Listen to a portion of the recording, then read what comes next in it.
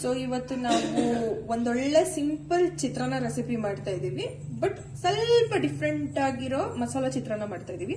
So ಇದಕ್ಕೆ ಏನೇನ್ ingredients ತಗೊಂಡಿದ್ದೀನಿ ಅಂತ ತೋರಿಸ್ತೀನಿ. ಸೊ ಫಸ್ಟ್ ರುಬ್ಬೋದಕ್ಕೆ ನಾನು ಏನೇನ್ ತಗೊಂಡಿದ್ದೀನಿ ಅಂತ ಇಂಗ್ರೀಡಿಯೆಂಟ್ಸ್ ತೋರಿಸ್ಬಿಡ್ತೀನಿ. ಕೊತ್ತಂಬರಿ ಸೊಪ್ಪು, ಬೆಳ್ಳುಳ್ಳಿ, ಶುಂಠಿ, ಮೆಣಸಿನ್ಕಾಯಿ, ಕಾಯಿ, ಇದಿಷ್ಟನ್ನು ನಾವು ಒಂಥರ ತರಿ ಹಾಗೆ ರುಬ್ಕೊಳ್ಳೋಣ. ಆಮೇಲೆ ಇದು ಒಗ್ಗರಣೆಗೆ ತಗೊಂಡಿರೋ ಐಟಮ್ಸ್: ಈರುಳ್ಳಿ, ಮೆಣಸಿನ್ಕಾಯಿ, ಕರ್ಬೇವು, ನಿಂಬೆಹಣ್ಣು. ಸೊ ಒಗ್ಗರಣೆಗೆ ನಾವು ಮಾಮೂಲಿ ಏನೇನು ಹಾಕ್ತಿವಿ ಅದನ್ನು ನಾನು ಅಲ್ಲಿ ಒಗ್ಗರಣೆ ಹಾಕುವಾಗ ತೋರಿಸ್ತೀನಿ. ಸೊ ಇದು ಮೇನ್ ಇಂಗ್ರೀಡಿಯೆಂಟ್ಸ್ ಇಷ್ಟು ತಗೊಂಡಿದ್ದೀನಿ. ಸೊ ಈಗ ಫಸ್ಟ್ ರುಬ್ಕೊಂಡ್ಬಿಡೋಣ. ಸೊ ಕಾದಿರೋ ಪ್ಯಾನ್ಗೆ ನಾನು ಸ್ವಲ್ಪ ಎಣ್ಣೆ ಹಾಕೊಂಡಿದ್ದೀನಿ, ಯಾಕಂದ್ರೆ ಇದು 2 ಪಾವಿ ಮಾಡ್ತಿರೋದು. ಸೊ ಅದಕ್ಕೆ ಇಷ್ಟು ದೊಡ್ಡ ಪ್ಯಾನ್ ತಗೊಂಡಿದ್ದೀನಿ. ಸೊ ಈಗ ಎಣ್ಣೆ ಕಾದಿದೆ, ಅದಕ್ಕೆ ಎಷ್ಟು ಬೇಕಷ್ಟು ಕಡಲೆ ಬೀಜ, ಸ್ವಲ್ಪ ಕಡಲೆಬೇಳೆ, ಸೊ ಅದು ಚೆನ್ನಾಗಿ ಫ್ರೈ ಆಗಿ. ಸೊ ಇವಾಗ ಕಡಲೆ ಬೀಜ ಚೆನ್ನಾಗಿ ಫ್ರೈ ಆಗಿದೆ. ಸೊ ಅದಕ್ಕೆ ಸ್ವಲ್ಪ ಜೀರಿಗೆ, ಸ್ವಲ್ಪ ಸಾಸಿವೆ, ಮೆಣಸಿನ್ಕಾಯಿ. ಫಸ್ಟ್ ಮೆಣಸಿನ್ಕಾಯಿ ಹಾಕ್ಕೊಳ್ಳಿ, ಯಾವಾಗಲೂ ಖಾರ ಬೇಕು ಅನ್ನೋರು. ಸೊ ಮೆಣಸಿನ್ಕಾಯಿ ಜೊತೆ ಅದೇ ಈರುಳ್ಳಿನೂ ಮಿಕ್ಸ್ ಮಾಡ್ಕೊಳ್ಳಿ. ಸೊ ಕರ್ಬೇವು ಸೊಪ್ಪು ಮಿಕ್ಸ್ ಮಾಡಿದ್ದು ಸೊ ಸೈಡಲ್ಲಿ ಹಾಕ್ತಾ ಇದ್ದೀನಿ. ಹಾಗೆ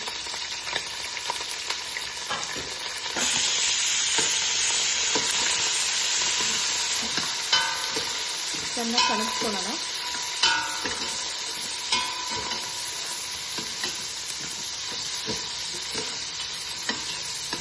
ಸೊ ಇವಾಗ ಸ್ವಲ್ಪ ಅರಿಶಿನ ಪುಡಿ ಹಾಕ್ತಾ ಇದ್ದೀನಿ.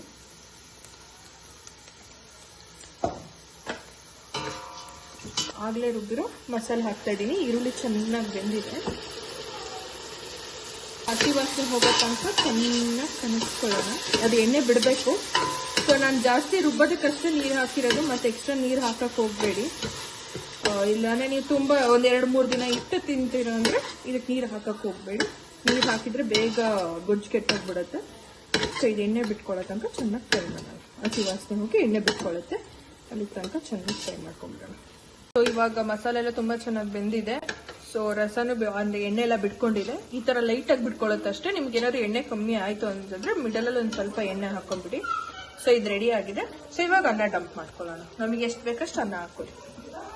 ರುಚಿಗೆ ಎಷ್ಟು ಬೇಕಷ್ಟು ಉಪ್ಪು ಹಾಕೊಂತ ಇದ್ದೀನಿ ನಾನು.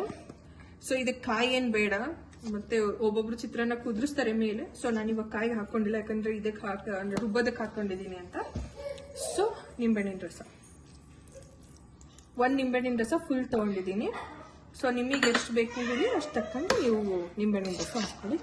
ಈಗ ಚೆನ್ನಾಗಿ ಕಲಿಸ್ಕೊಳ್ಳಿ.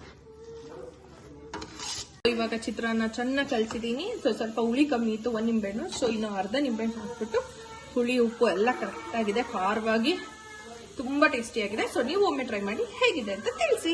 Thanks for watching.